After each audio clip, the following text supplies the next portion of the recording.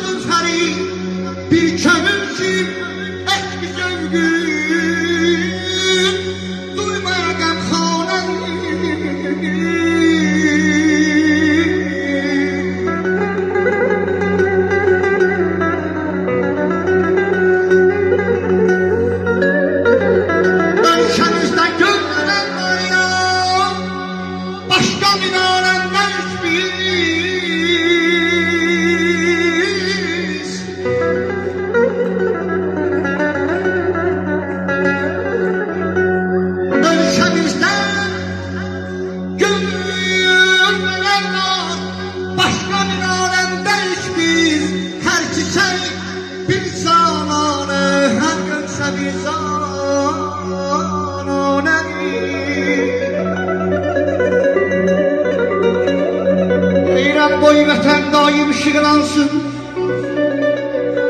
güzel bir şam tək. Şönlüm olsaydım pervanedir, şönlüm olsaydım pervanedir, pervanedir. Qoy vətən daim ışıqlansın, güzel bir şam tək. Şönlüm olsaydım pervanedir, pervanedir. Ölkemizde gör neler var, başka bir alemdeyiz biz. Her şey bir zamane, her günse bir zamanedir. Deyirəm vahidem sevgilim, benden hayanet görmezsen.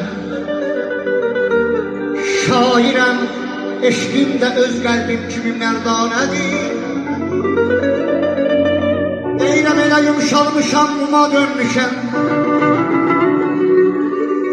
Dövr zamanənin mərhəmətinlə ələydən ələlmişuna dönmüşəm. İstəkli dostlarım məharətinlə ay əvəzsiz sayılan Rüstəm Rızadımı. Bugün nəsli bizə bir misaldı mı? Deyirəm qoca dünya boşaldı mı, doldu mu? Yine gül oxuyur təravətindən.